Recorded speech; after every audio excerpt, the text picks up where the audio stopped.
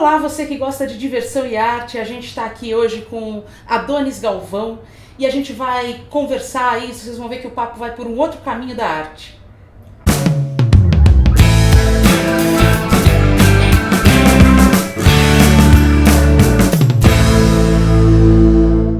Olá, Adonis, obrigada por estarmos aqui hoje, não é? Bem-vindo, obrigada por nos receber aqui nesse espaço. A gente está aqui na casa do Adonis. O Adonis é um artista plástico, ele tem um trabalho fantástico dentro do campo do que a gente pode chamar arte contemporânea, e nós vamos falar um pouquinho sobre essas escolhas, sobre esses caminhos aí do Adonis. E Adonis é também design, é formado em publicidade, trabalha como modelo, mas dentro de um contexto artístico. Queria começar perguntando para você, como é que foi esse seu caminho para chegar no campo das artes mesmo, das artes plásticas? Como é que foi esse seu percurso aí? Eu comecei estudando publicidade e propaganda no Rio de Janeiro, e talvez na época eu poderia ter escolhido, quem sabe, arquitetura. Talvez fosse um caminho mais... hoje talvez eu escolhesse arquitetura. Mas na época o melhor caminho realmente foi pela publicidade e propaganda. Eu morei no Rio durante 8 anos. Nessa época o meu contato foi mais com a moda, porque inclusive paralelamente eu trabalhava como modelo. E quando eu me mudei para São Paulo, eu já comecei a trabalhar como designer gráfico. Eu tive, claro, um período de 2 anos fazendo um trabalho mais genérico em marketing, mas logo após isso eu já comecei a trabalhar como designer gráfico. E evidentemente a carreira de modelo já tinha sido deixada de lado há muito tempo. A área de publicidade e propaganda é muito vasta. Você pode fazer o curso e posteriormente optar por trabalhar ou numa agência, ou trabalhar, por exemplo, com filmagem, com produção, com designer, com design gráfico. Mas no meu caso, eu me encantei pela parte de criação do design gráfico. Comecei fazendo algumas identidades visuais para alguns profissionais e também marcas, e até hoje eu continuo fazendo também. Acho que o meu primeiro contato com arte foi engraçado, mas foi uma performance que eu tinha feito na época de modelo, quando eu morava no Rio de Janeiro, uma performance para um artista no Museu de Arte Moderna. E foi uma performance muito interessante.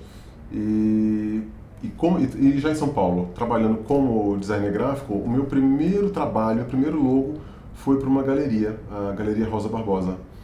E também em seguida fiz alguns trabalhos para alguns artistas, fazendo identidade visual.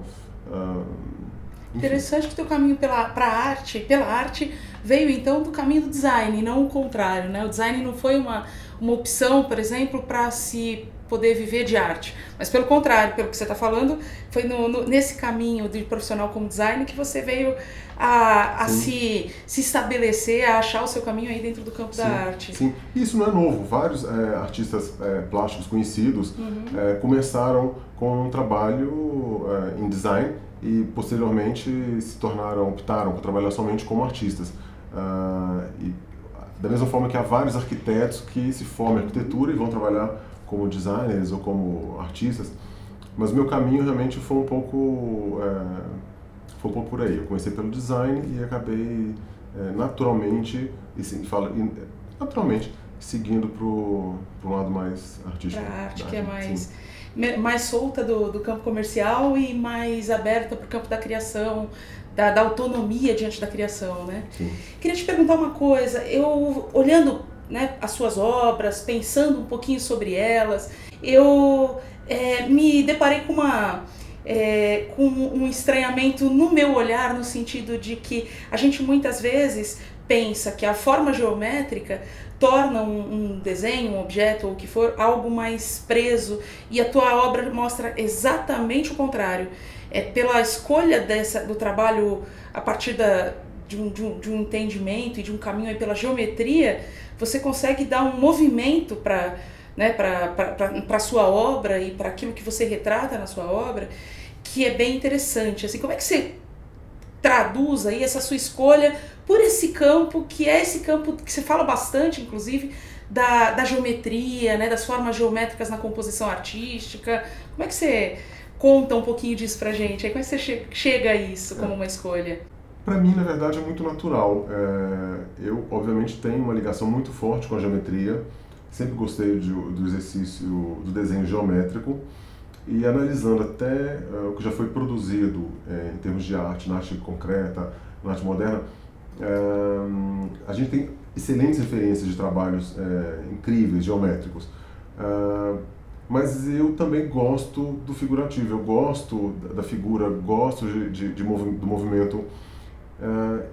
Então, o meu trabalho, se eu tivesse que conceituá-lo, seria, como eu sempre falo, um trabalho geométrico, mas ele não é um geométrico engessado, né? Ele tem movimento. Justamente o meu exercício é esse. O meu impulso é justamente de tentar criar esse movimento dentro de uma composição geométrica e, através disso também, na verdade, eu estou falando de sensações, né? Então não é um desenho meramente geométrico, né? Eu procuro me superar cada vez mais, ou seja, é um desafio. Eu acho que, na verdade, você mostra pela tua... na obra, exatamente essa...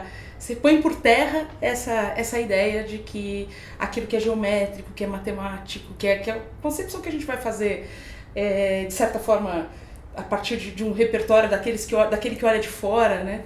E você coloca por terra, na verdade, quando você coloca, por exemplo, quando você faz essa série que você fez, por exemplo, de pássaros, né? Que inclusive tem o nome de... Como chama essa série que você fez? A série chama Decolagem. Decolagem. Que é justamente uma ideia de se contrapor a uma ideia de colagem, né? Que também é de um campo tradicional da arte. Como que vai...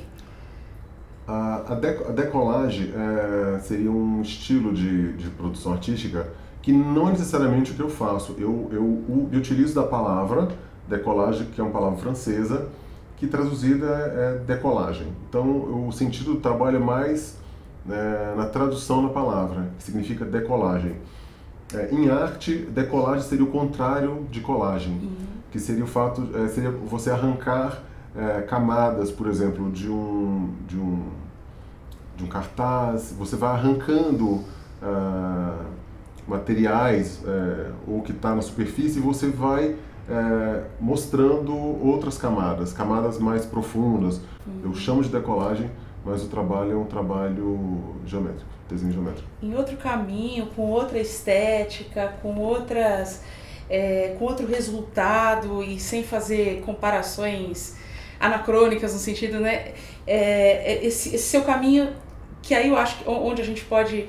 tem bastante a ver aí com uma escolha dentro de um contexto de uma arte moderna, apesar de a gente estar falando de um outro momento histórico, quando você fala assim de arrancando camadas, quando você fala de ir percebendo essas formas geométricas na obra e tudo, me vem à cabeça um resultado completamente diferente, mas me vem à cabeça como maior referência dentro de as falas, por exemplo, do Picasso diante do cubismo, que vai falando dessa você vai abrindo no sentido de, no caso dele, uma decomposição, né, para chegar a um resultado. Esse caminho me soa com um certo diálogo aí, que me leva a pensar um pouquinho na arte moderna também, apesar da gente estar falando de um contexto contemporâneo, né? E eu te perguntaria, a escolha por morar aqui, por exemplo, no Copan, é uma escolha consciente? Você veio parar aqui, você escolheu estar aqui?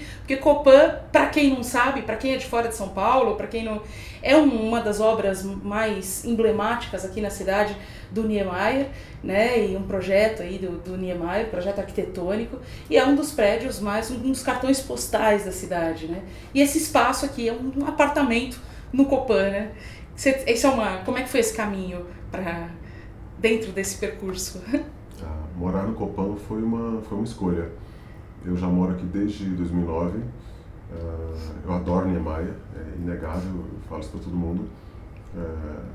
Adoro o trabalho dele, enfim, faz parte do meu gosto estético, e foi realmente uma escolha vir morar aqui. não só pelo Copan, mas pelo centro de São Paulo, que eu acho que é incrível. É uma das poucas partes da cidade que foi planejada, né? São Paulo, que é tão caótica, você poder conviver num bairro que foi pensado, você vê avenidas largas, praças, e é uma pena que hoje a cidade esteja nessa situação, mas de qualquer forma, mesmo assim, o centro de São Paulo é incrível, e poder morar no Copan é uma maravilha, eu adoro. E tem a sua arte aí, essa questão das formas, tem um diálogo muito grande com a arquitetura, né? Tem bastante.